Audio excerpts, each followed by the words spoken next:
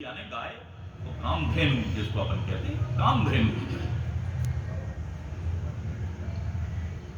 मतलब ऐसी गाय जो मन चाहा फल दें आपको, जितना आप इच्छा करो उतना पदार्थ आपको दें।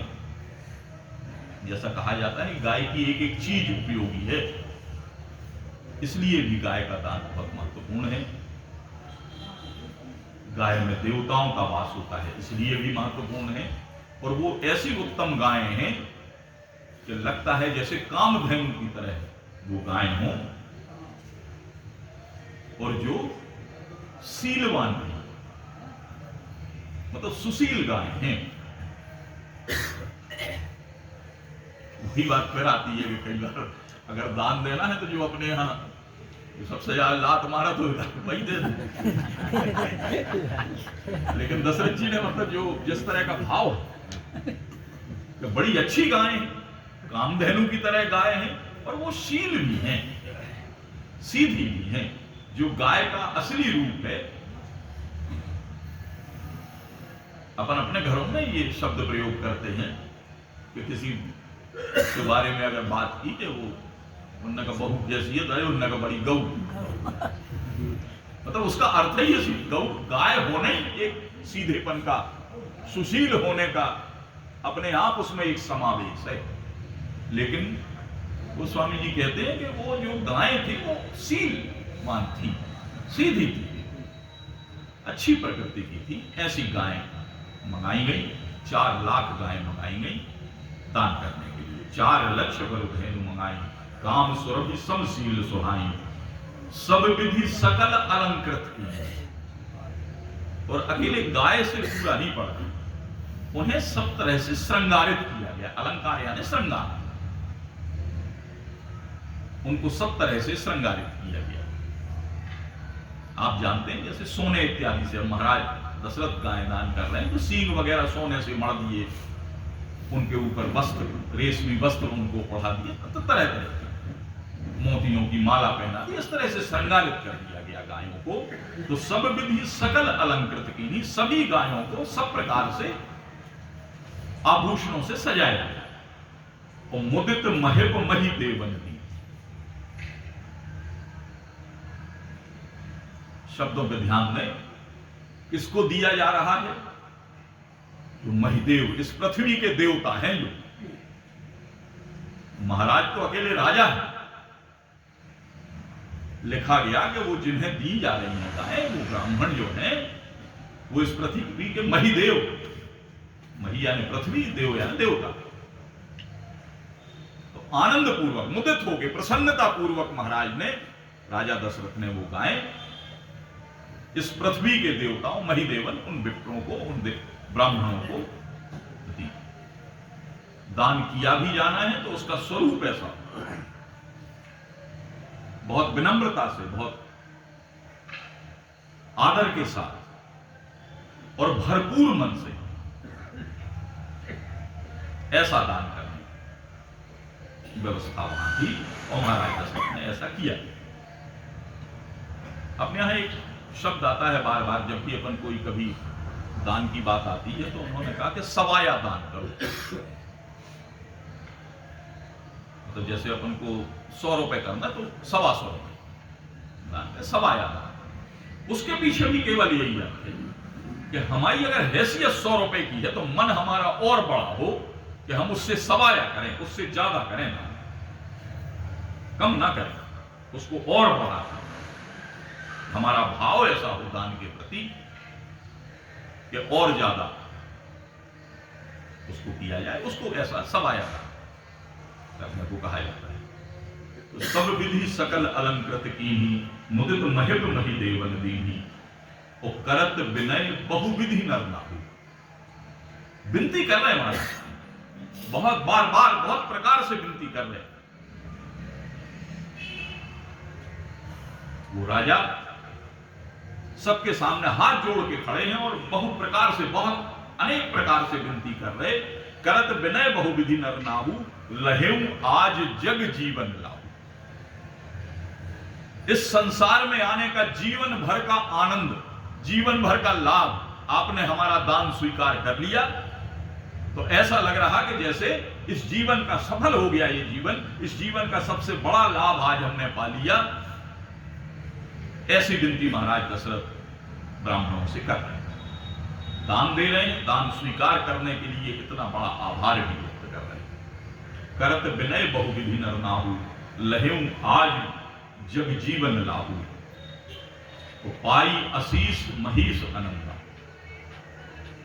ब्राह्मण लोग उन्हें आशीर्वाद दे रहे हैं, उस आशीर्वाद को पाके महाराज आनंदित हो रहे हैं, प्रसन्न हो रहे हैं। दान प्राप्त करने के बाद उनके आनंद से महाराज का आनंद, और जैसे ही आशीर्वाद मिल रहा है तो महाराज स्वाभाविक रूप से और आनंदित हो रहे हैं। पाई असीस महीस आनंदा, लिए बोली पुनि जाचक वृंदा। अब ब्राह्मणों की ये क्रिया समाप्त हो गई, दान हो गया, ब्राह्मणों की तरफ से आशीर्वाद मिल गया, तो अब याचकों को बुलाया गया। इसमें भी आप देख लें, ध्यान देखो, आज की जो हमारी व्यवस्था है, आमतौर पर ब्राह्मण को जब कोई नाराज होता है किसी ब्राह्मण से, तो वो कहने लगता है मांगना तो आए, ऐसे ऐसे शब्द निकल जाए। ब्राह्मण मांगने वाला नहीं, ब्राह्मण याचक नहीं है। ब्राह्मण को निवेदन करके दान दिया जा रहा है कि आप हमारा स्वीकार कर लो। वो याचक नहीं है, वो नहीं चाह रहा था, आपको देना है, इसलिए वो आपका दान स्वीकार कर रहा है। वो दान स्वीकार करने के लिए आप प्रार्थना कर रहे हैं। याचक दूसरे,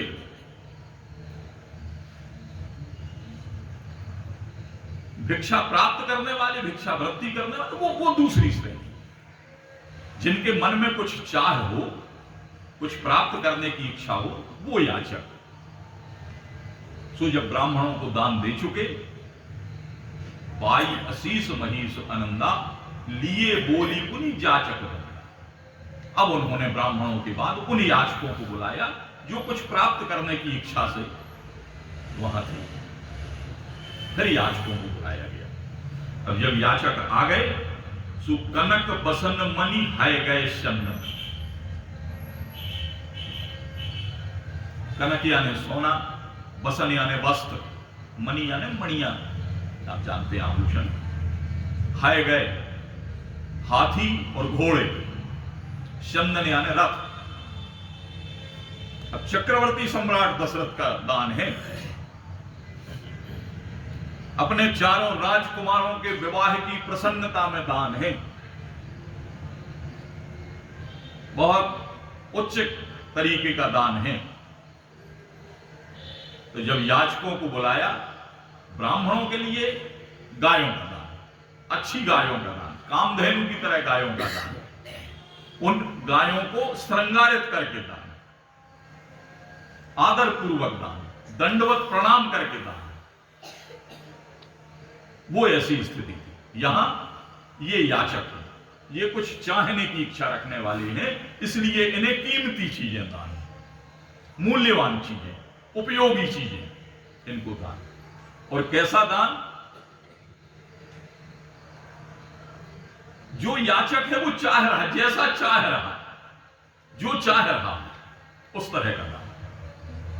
ब्राह्मण वाली स्थिति में वो चाह नहीं रहे कि उन्हें क्या चाहिए, जो आपको दान करना हो उन्हें उस तरह का दान। और यहां कनक बसन मणि है गए चंदन, दिए बूझ रुचि रवि कुल नंदन।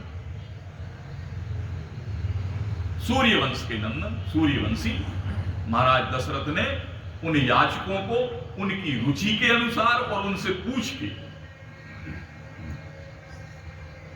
दिए बूझ रुचि, पूछ भी रहे हैं और उनकी क्या रुचि है, उस रुचि के अनुसार उनको दान दिया जा रहा है। और उस दान में क्या क्या है? सोना है, वस्त्र हैं, मणियां हैं, हाथी हैं, घोड़े हैं, रथ हैं, सब प्रकार का दान जिसको जैसा चाहिए उनकी रुचि के अनुसार उन्हें याचकों को दान दिया जा रहा है। कनक बसन मणि है गए चंदन, दिए बूझ रुचि रवि कुल नंदन। अब दोनों दान पाने वालों में पाने के बाद की प्रक्रिया भी भिन्न है। वो क्या भिन्नता है? वहां क्या था? पाई असीस महिष अनंदा। जब ब्राह्मणों को दान दिया तो आशीर्वाद मिला, और जब याचकों को दान दिया तो चले पढ़त गावत गुण गाथा। महाराज दशरथ के गुण गा रहे, जयकारा लगा रहे, उनकी बड़ाई करते जा रहे। दोनों में फर्क भी आप देखिए, दोनों परिस्थिति इनकी रुचि के अनुरूप बड़ा भारी दान मिल रहा है, जो चाह रहे हैं वो मिल रहा, उससे ज्यादा मिल रहा। और मिलने के बाद उनकी स्थिति यह है कि चले पढ़त गावत गुण गाथा, और कह रहे जय जय जय दिनकर कुलनाथा, जयकारा लगाते हुए कि सूर्य वंश के